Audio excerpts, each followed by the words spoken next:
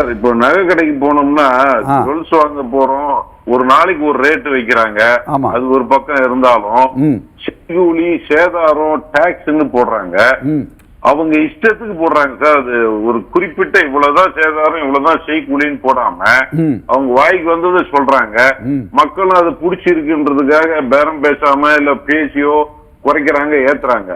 இத கட்டுப்படுத்துறதுக்கு சட்டத்துல ஏதாவது வகை இருக்கா சார்? கொஞ்சம் தெளிவு சார். நல்லா தெரிஞ்சுங்க, இந்த ஜுவல்லரி பிஸ்னஸில் கட்டுப்படுத்தக்கூடிய நேரடி சட்டங்கள் கிடையாது.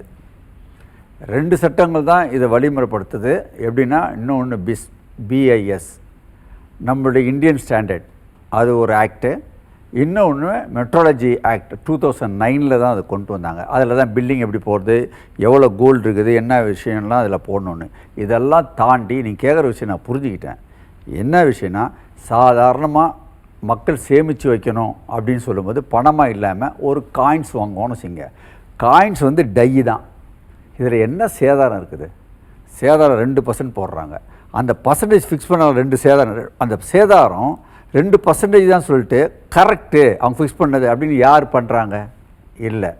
தெரிஞ்சவங்களுக்கு 1.5 போடுறான், இன்னும் ரொம்ப வேண்டியவங்களுக்கு 1% போடுறான். அப்போ அதெல்லாம் என்ன கணக்கு?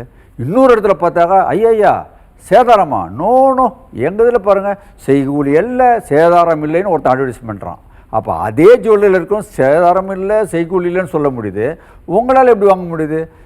சில நகைகள் வாங்கும்போது நீங்கள் மினிமம் 8%லேருந்து 25 30% வரைக்கும் போகுது.